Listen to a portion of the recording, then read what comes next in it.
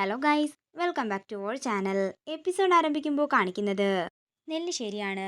സച്ചിയോടെല്ലാം തുറന്നു പറയാൻ മീര പറയുമ്പോൾ അർച്ചന പറയുകയാണ്, ഞാൻ അങ്ങനെ തുറന്നു പറഞ്ഞാൽ സച്ചിയേട്ടൻ ഒരുപക്ഷെ സ്നേഹയെ വഴക്കു പറയുമായിരിക്കും. പിന്നെ സ്നേഹ എന്നോട് ദേഷ്യം കാണിച്ചാലോ? നീ അതൊന്നും കാര്യമാക്കണ്ട അർച്ചനെ. കുറച്ചുനാൾ കഴിയുമ്പോൾ കാര്യങ്ങളെല്ലാം മനസ്സിലാകുമ്പോഴേ അവൾ നിന്നോട് തനിയെ വന്ന് ക്ഷമ പറഞ്ഞോളും. അവൾ നിന്നോട് മിണ്ടുകയും ചെയ്തോളും. ഞാൻ ഇങ്ങോട്ടേക്ക് വന്നത് ആതിര ഇവിടെ ഒറ്റയ്ക്കാണെന്ന് പറഞ്ഞുകൊണ്ടാണ്. പക്ഷേ അതല്ല സത്യത്തിൽ. നീ ഇവിടെ ഒറ്റയ്ക്കാകുമെന്ന് എനിക്കറിയാം. നിന്നെ സമാധാനിപ്പിക്കാനും ആശ്വസിപ്പിക്കാനും ഒക്കെ ഒരാൾ വേണ്ടേ? നമുക്കേ എല്ലാം ശരിയാക്കാം. ധനുഷിനെയും സ്നേഹയും അവളുടെ പ്രേമത്തെയും ഒക്കെ നമുക്ക് ശരിയാക്കിയെടുക്കാം. അത്രയും പറഞ്ഞുകൊണ്ട് മീര അവിടുന്ന് പോകുമ്പോൾ അർച്ചനയ്ക്ക് കുറച്ചൊക്കെ സമാധാനം കിട്ടുന്നു. പിന്നീട് കാണിക്കുന്നത് അജയൻ അവന്തികയെ കാണാനായി ചെല്ലുന്നതാണ്. തുടർന്ന് അവന്തിക വന്നതിന് ശേഷം അജയനോട് പറയുകയാണ്, ആദ്യം തന്നെ ഞാൻ നിന്നോടൊരു കാര്യം പറയാം. നീ ഇങ്ങനെ വിളിക്കുമ്പോൾ വരാനൊന്നും എന്നെ കൊണ്ട് പറ്റില്ല. ഇപ്പൊ തന്നെ എന്ത് കഷ്ടപ്പെട്ടിട്ടാ ഞാൻ ഇവിടം വരെ വന്നതെന്ന് നിനക്കറിയാമോ? നീ എന്താ വിളിച്ചത്? കാര്യം പറ. ഞാനേ ഒരു കാര്യം ചോദിക്കാൻ വേണ്ടിയാ വിളിപ്പിച്ചത്. അനഘയുടെയും എന്റെയും വിവാഹത്തെക്കുറിച്ച് നിങ്ങളെന്താ അനഘയോട് പറഞ്ഞില്ലായിരുന്നോ? ഒന്നാമത് അവൾക്ക് നിന്നെ കണ്ണെടുത്താ കണ്ടൂടാ. പിന്നെ നീ എന്തിനാ അവളെ റോഡിൽ പിടിച്ചു വെച്ച് ഇതിനെപ്പറ്റിയൊക്കെ സംസാരിച്ചത്?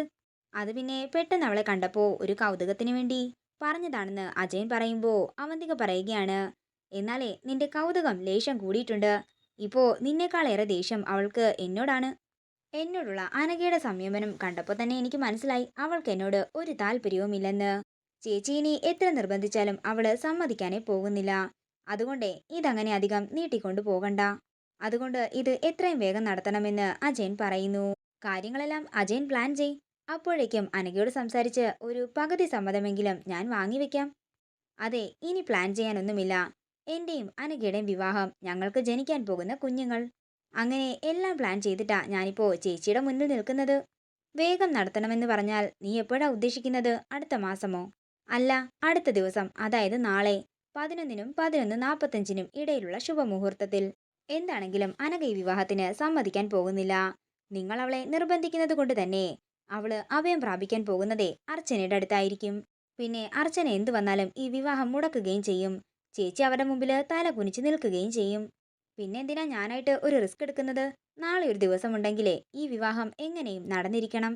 അനഘയെ കാര്യങ്ങൾ പറഞ്ഞ് മനസ്സിലാക്കിയോ അല്ലെങ്കിൽ അവളെ ചതിച്ചോ എങ്ങനെയാണെന്ന് വെച്ചാൽ ചേച്ചിക്ക് തീരുമാനിക്കാം.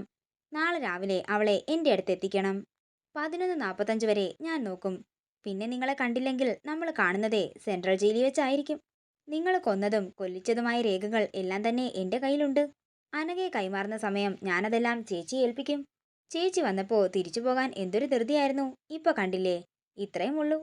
ചേച്ചി എന്താണെങ്കിലും ഇവിടെ നിന്ന് ആലോചിക്ക്. ഞാനേ ഒന്ന് ബ്യൂട്ടി പാർലർ വരെ പോകട്ടെ, നാളെ കല്യാണമല്ലേ. അത്രയും പറഞ്ഞുകൊണ്ട് അജയൻ അവിടുന്ന് പോകുമ്പോ എന്തു ചെയ്യുമെന്നറിയാതെ പരിഭ്രാന്തിയോടെ നിൽക്കുകയാണ് അവന്തിക. അവൻ രണ്ടും കൽപ്പിച്ചാണ്. അതുകൊണ്ട് അനഘയെ എങ്ങനെയെങ്കിലും വിവാഹത്തിന് സമ്മതിപ്പിക്കണം. പിന്നീട് കാണിക്കുന്നത് നെല്ലിശ്ശേരിയാണ്. മീര അർച്ചനയോട് പറയുകയാണ്, അനഘ നിന്നോട് ഇതെല്ലാം തുറന്നു പറഞ്ഞതേ നീ അവളെ രക്ഷിക്കുമെന്ന് ഉറപ്പുള്ളത് കൊണ്ട് തന്നെയാണ്. നിനക്കറിയാലോ, അനഘ ഇപ്പോ പഴയ അനഘയല്ല. അവളെ നമുക്ക് തിരികെ നല്ല ജീവിതത്തിലേക്ക് കൊണ്ടുവരണം. അതിന് ഏത് വിധേനയും ഈ വിവാഹം മുടക്കുകയും വേണം. നീ ഒന്ന് ആലോചിച്ചേ, അനഘയ്ക്ക് ഈ വിവാഹം മുടക്കാൻ എന്തെല്ലാം മാർഗങ്ങളുണ്ട്? വേണമെങ്കിൽ സേതു അങ്കിളിനോടോ അല്ലെങ്കിൽ നന്ദനോടോ പോയി പറഞ്ഞാൽ മതിയല്ലോ. എന്നിട്ടും അവളെന്താ നിന്നോട് വന്ന് പറഞ്ഞത്? ഇത് അവന്തികയെ ബാധിക്കുന്ന കാര്യമാണെന്ന് അവൾക്ക് നന്നായി തന്നെ അറിയാം. അതേസമയം ഏട്ടത്തിയെന്ന് വിളിച്ചുകൊണ്ട് അനഘ താഴേക്ക് വരികയാണ്. ചേച്ചി ഇപ്പോൾ എന്നോട് പഴയതുപോലെയൊന്നും തുറന്നു പറയുന്നില്ല. അതുകൊണ്ട് ഓരോ ദിവസവും പേടിയോടെയാണ് ഞാനിവിടെ കഴിയുന്നത്. ഈ വിവാഹം നടക്കുന്നന്ന് ആത്മഹത്യ ചെയ്യാനാണ് എന്റെ തീരുമാനമെന്ന് അനഘ പറയുമ്പോൾ ഇത് കേട്ട് ഞെട്ടലോടെ നിൽക്കുകയാണ് അർച്ചനയും മീരയും. നീ എന്നെ വിശ്വസിക്കുന്നുണ്ടല്ലോ അനഘേ, ആ വിശ്വാസം അങ്ങനെ തന്നെ തുടര്. എന്താണെങ്കിലും ഈ വിവാഹം ഞാൻ നടത്തത്തില്ല. പിന്നെ അവന്തികേട്ടത്തി എന്തെങ്കിലും ഒരു ചുവടെടുത്ത് വെച്ചാലേ നമുക്ക് ബാക്കി കാര്യങ്ങൾ തീരുമാനിക്കാൻ സാധിക്കുകയുള്ളൂ. എന്തിനും ഞങ്ങളുണ്ട് കൂടെയെന്ന് മീര പറയുമ്പോൾ അനഘയ്ക്ക് പാതി സമാധാനമാവുകയാണ്. അതേസമയം ഈ കാഴ്ച കണ്ട് ദേഷ്യത്തോടെ അനഘ എന്ന് വിളിച്ചുകൊണ്ട് അവന്തിക അങ്ങോട്ടേക്ക് വരുന്നു. അനഘെ, നീ ഇങ്ങോട്ട് വന്നേയെന്ന് അവന്തിക പറയുമ്പോൾ അർച്ചനേട്ടത്തി ഞാൻ പിന്നെ വരാമെന്ന് അനഘ പറയുന്നു. അതെ, നിന്റെ ചേച്ചി ഞാനാണ്. ഞാൻ പറയുന്നത് വേണം നീ കേൾക്കാൻ. അല്ലാതെ നിന്റെ തോന്നിവാസമൊന്നും ഇവിടെ നടക്കില്ലെന്ന് അവന്തിക പറയുന്നു. അത്രയും പറഞ്ഞ് അവന്തിക അനഘയും പിടിച്ചു വലിച്ചുകൊണ്ട് മുറിയിലേക്ക് ചെല്ലുന്നു. എന്താടി നിനക്ക് അവളുമാരുമായിട്ട് ഇത്ര സംസാരിക്കാൻ? ദേ അനഘേ, ഞാനൊരു കാര്യം പറയാം. നമ്മുടെ ശത്രുക്കളായിട്ടാ നീ കൂട്ടുകൂടിയിരിക്കുന്നത്. അത് എനിക്കോ നിനക്കോ നല്ലതിനല്ല. പിന്നെ മറ്റൊരു കാര്യം കൂടിയുണ്ട്, നിന്റെയും അജയന്റെയും വിവാഹം ഞാൻ അങ്ങ് ഉറപ്പിച്ചു. ഇവിടുത്തെ ആണും പെണ്ണും കെട്ടവനായ സന്ദീപിനേക്കാൾ നല്ലതാണ് അജയൻ. അജയൻ എനിക്കും നിനക്കും ഉപകാരങ്ങൾ മാത്രമേ ചെയ്തിട്ടുള്ളൂ. നീ അജയനെ വിവാഹം കഴിക്കാൻ സമ്മതിക്ക്. എന്നിട്ട് അവന്റെ കൂടെ നന്നായി ജീവിക്കാൻ നോക്കാനും. അവന്തിക പറയുമ്പോ ഇതെല്ലാം കേട്ട് ദേഷ്യത്തോടെ നിൽക്കുകയാണ് അനഘ. അതിന് ചേച്ചി മാത്രം വിവാഹത്തിന് സമ്മതിച്ചാ പോരല്ലോ. ഞാൻ ആരുടെ കൂടെ ജീവിക്കണം എന്നുള്ളത് എന്റെ തീരുമാനമല്ലേ. ഒരു കാര്യം ചെയ്യാം, ചേച്ചി ചെയ്ത എല്ലാ കുറ്റങ്ങളും ഞാനാ ചെയ്തതെന്ന് പറഞ്ഞ് ഞാൻ ഏറ്റെടുക്കാം.